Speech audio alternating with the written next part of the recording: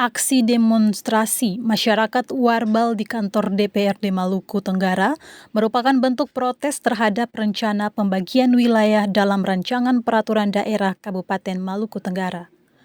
Para pendemo menilai Raperda tersebut telah mengabaikan hak historis dan adat atas ketiga pulau. Aksi demonstran ini nyaris ricuh. Massa yang tidak terkontrol memecahkan beberapa kaca gedung kantor DPRD. Namun, aksi ini tidak berlangsung lama. Setelah melakukan mediasi, beberapa perwakilan akhirnya diterima oleh Ketua DPRD Maluku Tenggara, Stefanus Layanan. Di hadapan anggota DPRD Maluku Tenggara, Sekretaris Ohoy Warbal meminta maaf atas tindakan anarkis yang terjadi. Kehadiran mereka bertujuan damai, namun dipicu oleh kekesalan terhadap tidak adanya komunikasi awal terkait pembahasan Raperda. Mereka menuntut dikembalikannya hak atas 3 pulau yang telah dimiliki secara turun-temurun.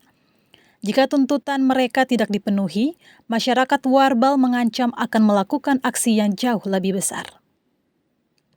Yang terjadi yang dilakukan oleh masyarakat Warbal menjadi sebuah pengalaman besar terhadap pemerintah daerah dan DPRD Maluku Tenggara terkait dengan hak milik orang. Kami pun harus menyampaikan permohonan maaf jika memang di hari ini DPRD Maluku Tenggara juga kaget dengan kejadian ini. Kami tidak punya sangkut paut dengan mungkinkah itu sebuah kepentingan seseorang atau sekelompok. Kami tidak punya perasaan dan pikiran sampai ke situ. Tetapi kami hadir saat ini untuk menuntut hak apa yang menjadi hak milik yang sudah diwariskan oleh leluhur kami sampai saat ini.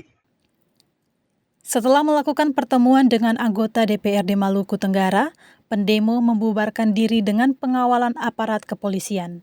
Dari Maluku Tenggara, kontributor Komar Irfwan melaporkan.